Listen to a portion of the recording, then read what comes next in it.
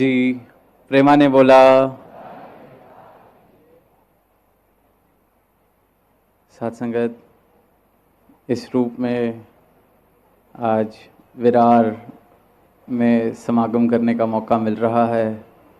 आप सभी संतों के दर्शन करने का मौका मिल रहा है। और जैसे कि अभी जिक्र भी हुआ कि आज की तारीख बहुत ही खास और किस तरह से सब अपने मनों के भाव सदगुरु के प्रति,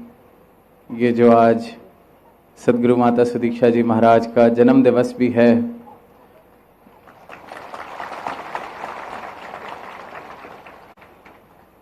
और सदगुरु ने इस तिथि को भी किस प्रकार आप सब संतों के बीच ही और इस सच्चाई के पैगाम को देने के लिए ही कि कहीं ऐसा ना हो कि ये दिन चाहे हम सब के लिए बहुत ही खास, पर फिर भी जो सदगुरु जिस परोपकार के लिए, जिस उद्देश्य से इस धरा पर आते हैं कि जन जन तक ये सच्चाई की आवाज़ को पहुंचा सकें, तो आज का भी ये जो समागम जिसका रूप बना, उसका भी इस तरह से ही एक सहज तरीके से ये आशीर्वाद आया कि ये जो मौका है इतने साल बाद जो यहाँ आ रहे हैं, तो यहाँ पर भी सिर्फ इस सच्चाई के पैगाम को, इस ब्रह्म ज्ञान को ही कोने कोने तक फैलाया जाए। तो इसलिए क्योंकि सारी साध संगत के भाव भी होंगे, जहाँ समता जी ने भी मुबारकबाद दी, तो दास सारी ही संगत की तरफ से सदगुरु माता जी को विश करता है। सदगुरु महाराज जी हैप्पी बर्थडे। और सब अक्सर ये पूछते हैं कि सदगुरु को क्या पसंद है, अगर हमें कोई गिफ्ट देना है तो हम क्या गिफ्ट दे सकते हैं। तो दास आज सबके चरणों में ये अरदास करना चाहेगा कि हम शुरुआत करें किसी भी एक ऐसी शिक्षा से जो सदगुरु माता जी अनेकों बार, हर बार हमें देते हैं अपने प्रवचनों के द्वारा, अपने जीवन के द्वारा। किसी भी एक ऐसे अपने जीवन के पहलू को हर साल अगर हम सदगुरु के बर्थडे पर के इस साल से अगले साल तक मैंने अपने अंदर ये सुधार किया, और फिर अगले साल जब गिफ्ट देने का मौका आएगा तो फिर मैं एक और ऐसे जीवन में अपनी बात ढूंढूं कि मुझे अब इसका सुधार करना है। तो दास को लगता है कि जिस प्रकार से ये चाह रहे हैं कि एक एक संत का, एक एक मानव का जीवन हो, तो वैसा जीवन बनाने के लिए जो जो भी प्रयास मुझे करने हैं, मैं अगर हर साल ऐसे छोटे छोटे कदम उस राह पर बढ़ाता जाऊं, तो इससे सुंदर गिफ्ट जो दास को लगता है हम अपने सदगुरु को नहीं दे सकते। तो ऐसा प्रयास हर एक संत ने करना है कि जहाँ ये खुशी तो हम प्रकट कर रहे हैं, हृदय के भाव भी प्रकट कर रहे हैं, पर साथ साथ अगर सदगुरु को हम सदगुरु की तरह जीवन में स्थान देते हैं, तो फिर सदगुरु का एक एक वचन, उससे ऊपर गुरसिक के लिए कुछ नहीं। सदगुरु का एक एक आदेश, उपदेश, इशारा, उससे ऊपर गुरसिक के लिए कुछ नहीं। और जैसे कि आज स्टेज के बैकड्रॉप पे भी हरदेव वाणी से जो पंक्तियाँ लिखी हैं कि कहे हरदेव झूठ से बचकर सत्य सदा अपनाना है, तो ये किस झूठ की बात की जा रही है? क्या जो हम अपनी बोली भाषा में कभी कभी झूठ बोल जाते हैं, उस झूठ की कि किसी को अगर लगता है हमने कुछ गलत किया है तो सामने वाले को ना पता चले तो झूठ बोल के निकल गए, क्या उस झूठ की बात की जा रही है? या फिर एक ऐसे झूठ की जिसको इंसान सच मान के बैठा हुआ है, सच मानकर ही अपना जीवन जीता जा रहा है, व्यतीत करता जा रहा है। कितनी आवाज़ चाहे उसको दी जाए कि ये झूठ को सच मानना मूर्खता से कम नहीं, पर फिर भी उस बात पर विश्वास नहीं कर पाता, क्योंकि इसी झूठ को उसने सत्य मान लिया है। और मज़े की बात यह है कि वो इस झूठ को सत्य मानने वाला अकेला नहीं, बहुत बड़ी तादाद में इंसानियत आज झूठ को ही सच मान के बैठी हुई है। तो इसलिए उसको भरोसा भी हो जाता है कि जब इतने सारे लोग वैसा ही जीवन जी रहे हैं जैसा मैं जी रहा हूँ, तो मैं गलती थोड़ी ना कर रहा हूँगा। ये जो कुछ लोग आ जाते हैं सच्चाई की बात करने के लिए, यही इन्हीं को कहीं से धोखा लगा है। पर फिर सद्गुरु का परोपकार कि उन्होंने इस सच्चाई को ही भी के घर घर तक पहुंचा दिया। तो वो चंद जो लोग पहले सच्चाई की आवाज़ अगर लगता था दे रहे हैं, तो आज हम देख रहे हैं कि कितना बड़ा मानव परिवार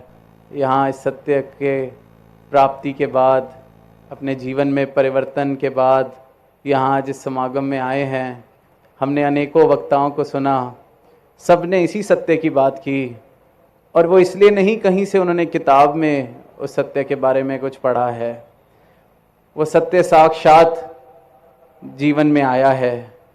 उस सत्य को पाने के बाद उनके जीवन से झूठ का नाता टूटा है, इसलिए आज इस खुले मैदान से वो इस सत्य को पाने की, इस सत्य की प्राप्ति की डंके की चोट पर सारे मानव परिवार को आवाज़ दे रहे हैं। कल भी जब अपने भाव रखने का मौका मिला तो यही बात ख्याल में आई थी कि किस तरह झूठ के साथ रिश्ता इतना पक्का, इतना गहरा हो जाता है कि हम मान ही नहीं पाते कि ये झूठ है। कई बार हम देखते हैं कि किसी को इल्म भी नहीं होता कि मेरे व्यवहार से किसी का दिल दुख रहा है, किसी को अंदाज़ा भी नहीं लगता कि मैं इतना अहंकार में, और मुझसे शायद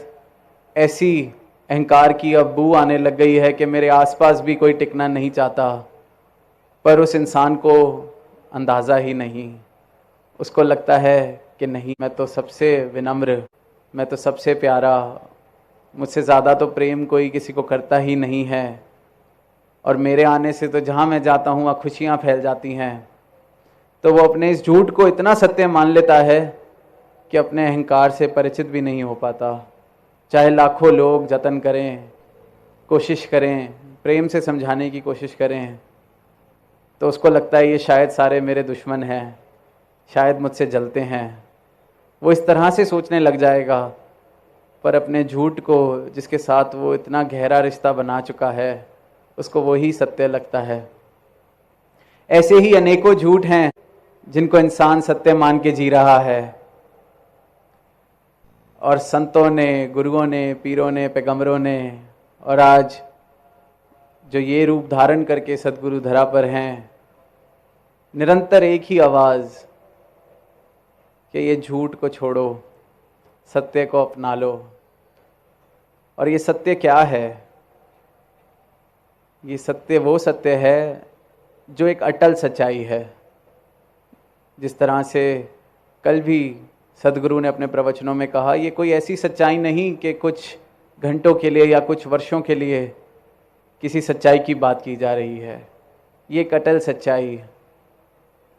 जो हर वक्त, हर पल सच है। तो ब्रह्म ज्ञान जिसका जिक्र हम सुन रहे हैं, ये वो ज्ञान है जिसको प्राप्त करने के बाद ऐसा नज़रिया मिल जाता है, ऐसा बोध हो जाता है कि फिर मैं झूठ को और सच को अलग करके देख पाता हूँ। जिस झूठ के साथ मैं एक में खोकर पूरा जीवन जी रहा हूँ, ये ब्रह्म ज्ञान की दात पाने के बाद, ये सद्गुरु जब ज्ञान की दृष्टि मुझे बख्शते हैं, तो उसके बाद मैं झूठ को और सच को अलग अलग करके देख पाता हूँ। और फिर झूठ अपने आप छूटता जाता है, बस सच को अपनाने की देर है। तो ऐसे कहीं हमारे जीवन में भी कहीं झूठ तो नहीं है जिनको हम सत्य मान के चल रहे हैं, कहीं ऐसे भ्रम तो नहीं हैं जिनको हमने सत्य मान रखा है, क्या अपने बारे में कोई ऐसी गलत फहमियाँ तो हमने नहीं बना ली हैं, या किसी और के बारे में। तो एक एक झूठ को जब जीवन से छोड़ते चले जाएंगे, सत्य को अपनाते चले जाएंगे, तो सिर्फ और सिर्फ सत्य ही जीवन में बच जाता है। और सिर्फ और सिर्फ जब ये सत्य जीवन में बस जाता है तो वो जीवन वाकई ही एक ब्रह्म ज्ञानी का जीवन कहलाया जाता है। किस प्रकार एक ऐसा ही झूठ है जो इंसान समझता है जब किसी की मदद करता है, कि किसी की काम आ जाता है, तो उसको लगता है कि मैंने बहुत किसी पर एहसान शायद कर दिया, या मैं कोई करने वाला हो गया। पर सच कि करता तो मैं हूँ ही नहीं। पर इस सच का बोध हो कैसे? वो सदगुरु की कृपा से। बाबा हरदेव सिंह जी महाराज ने अपना पूरा जीवन मानवता को समर्पित किया कि ये झूठ को सच से मत मिलाओ, झूठ को सत्य मत समझो, सत्य को पाके एक सत्य वाला जीवन जिया जाए, एक ऐसा जीवन जिया जाए जो अपना तो कल्याण करता ही है, औरों का भी कल्याण कर जाता है। अक्सर बाबा जी ने कहा कि ये अगर सेवा की जा रही है, जिस तरह अभी हाल ही में प्रोजेक्ट अमृत में भी आप सब संतों ने बढ़ चढ़ कर योगदान दिया, जहाँ सफाई अभियान हुआ वाटर बॉडीज़ का, तो बाबा जी जब सेवा के लिए प्रेरित करते थे तो इसी रूप में कि ये किसी पर एहसान नहीं किया जा रहा, कि मिशन किसी पर एहसान नहीं कर रहा है, ये हमारा अपना परिवार है। और ये सिर्फ कहने की बात नहीं, एक एक संत सदगुरु का इस बात को जीता है अपने जीवन में, क्योंकि उसको जब ये ब्रह्म ज्ञान मिल गया, उसको अपनी पहचान हो गई, तो फिर उसको ये समझ आ जाता है कि किसी को अलग तो समझा ही नहीं जा सकता। सब में मैं ही बसता हूँ, सब मेरे में ही बसते हैं, क्योंकि हम सब इस परमात्मा से निकले, एक पिता एक कस के हम बालक, हम एक ही हैं। ये तो लगभग ऐसा हुआ कि जैसे एक पेड़ की दो डालियां आपस में बात कर रही हैं और एक दूसरे से पूछती हैं कि अच्छा आप कहाँ से आए हैं, अच्छा आप क्या करते हैं, और फिर बात करते करते एक दूसरे से पूछ लेती हैं कि आजकल लोग पेड़ के बारे में बहुत बात करते हैं, तुम्हें पता है ये पेड़ किसको कहा जाता है? ये दो डालियां आपस में पूछ रही हैं कि पेड़ किसको कहा जाता है। और ब्रह्म ज्ञान ऐसी ही बातें जो इंसान दो डालियों की तरह करते हैं कि ये परमात्मा किसे कहा जाता है, जो एक दूसरे को अलग समझकर जीवन जिया जाता है, ये ब्रह्म ज्ञान इसी एक नादान से सवाल का बहुत ही सरल तरीके से समाधान कर देता है। तो जीवन इस प्रकार सत्य पर आधारित हो कि फिर झूठ की कोई उसमें गुंजाइश ना रह जाए। और साथ संगत जब जब और जैसे जैसे सत्य जीवन में बसने लगता है तो झूठ को छोड़ने की जरूरत नहीं पड़ती, झूठ अपने आप ही छूटता रहता है। जिस तरह से अक्सर जब बच्चे छोटे होते हैं तो उनकी रुचि खिलौनों में खेल कूद करते हैं, जिस तरह से कि छोटी गाड़ी, पहले जो छोटा सा ट्रक जो हाथ में जिसको पकड़कर वो उसको चलाते हैं ज़मीन पर फिर जैसे जैसे उम्र बढ़ने लगती है तो उसका मोह छूट जाता है। फिर नज़र चली जाती है कि अब तो मैं बड़ा हो रहा हूँ, फिर नज़र जाती है घर में जो बड़े असली गाड़ी चला रहे हैं, अब तो मुझे ये गाड़ी चलानी है। उनको कहना नहीं पड़ता कि अब इससे खेलना बंद करो, अब तुम्हारी गाड़ी चलाने की उम्र हो गई है, वो खुद ही कह देते हैं कि अब तो वो गाड़ी चलाएंगे। तो इसी प्रकार जब सत्य जीवन में बस जाता है, इसका बोध हो जाता है, सदगुरु की कृपा इस तरह हम सब पर हो जाती है, तो फिर झूठ को छोड़ना नहीं पड़ता, झूठ छूटता चला जाता है। ये पूरे का पूरा जीवन सत्य पर आधारित हो जाता है और इसी को सच्चा धर्म, सही मायनों में धर्म कहा जाता है। और इसी धर्म को स्थापित करने आज सदगुरु माता जी आप सबके बीच इसी धर्म की आवाज़ देने यहाँ विरार के इस मैदान में, तो यही अरदास कि जो अभी भी इस सत्य से वंचित हैं, बहुत ही सुनहरा मौका कि आज अपने आप को सत्य के साथ रूबरू कराया जा सकता है। और अगर आज उस रूप में वो इच्छा नहीं प्रकट हो रही तो एक अनुरोध कि ऐसा आत्मा मंथन करने की कोशिश की जाए,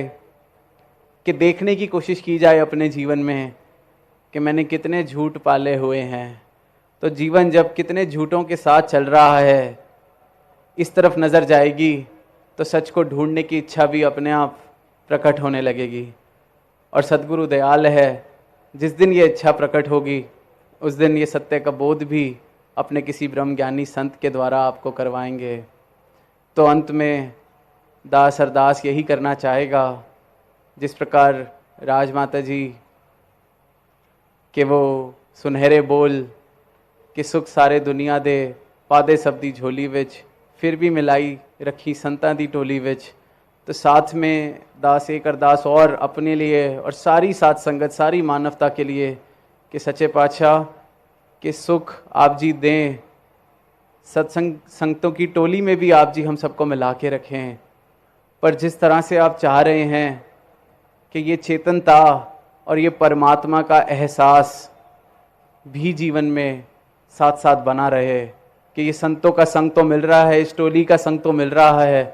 पर जीवन में अंग संग ये परमात्मा बसता है। अंग संग आप जी बसते हो, अंग संग आप जी जैसा जीवन चाहते हो वैसा बसे, वैसा जीवन बनता चला जाए आपके हर एक संत का। और इस धरा पर आज आप जी के जन्मदिन के अवसर पर सारी मानवता के लिए दास अरदास करेगा कि आप जी कृपा करो कि सब जगह वो जो सरबत का भला, वो वाली भावना कि सबका भला करो भगवान, सबका हो कल्याण, ये आप जी ही कर सकते हैं, आप जी कर रहे हैं। इसी अरदास के साथ वाणी को विराम देगा साथ संगत जी प्यार से कहना।